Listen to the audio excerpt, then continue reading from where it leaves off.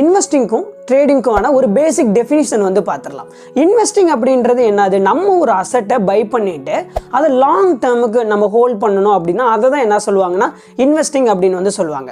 For example, இப்போ நீங்கள் ஒரு கம்பெனியோடைய ஷேர்ஸை like Apple, Microsoft, Tesla, Wipro, Infosys, TCS, Reliance, HDFC, ICICI, Axis இந்த மாதிரி இருக்கக்கூடிய கம்பெனியோடைய ஷேர்ஸை நீங்கள் பர்ச்சேஸ் பண்ணிவிட்டு அதை லாங் டேர்முக்கு, அதாவது years or decades or hold பண்ணுறீங்க அப்படின்னா அதை தான் என்ன சொல்லுவாங்கன்னா இன்வெஸ்டிங் அப்படின்னு வந்து சொல்லுவாங்க. இன்வெஸ்டருடைய கோல் எதுவாக இருக்கும் அப்படின்னா ஸ்லோவாக இருக்கணும், ஸ்டடியாக இருக்கட்டும், அண்ட் நமக்கு வந்து டிவிடெண்ட் கிடைக்கணும். அது மட்டும் இல்லாமல் நம்ம ஸ்லோவாக இருந்தாலும் நமக்கு ரிஸ்க்ன்றது இருக்கக்கூடாது, ப்ராப்பராக ஒரு பெரிய வெல்த் கிரியேட் பண்ணணும் அப்படின்றது தான் அவங்களுடைய கோலாக வந்து இருக்கும். நெக்ஸ்ட்டு ட்ரேடிங் அப்படின்றது எடுத்துக்கிட்டோம் அப்படின்னா ட்ரேடிங் அப்படின்றது இவங்க ஒரு கம்பெனியோடைய ஷேர்ஸை ஃப்ரீக்வெண்ட்லியாக பை அண்ட் செல் அப்படின்றது என்ன பண்ணுவாங்கன்னா பண்ணிக்கிட்டே வந்து இருப்பாங்க.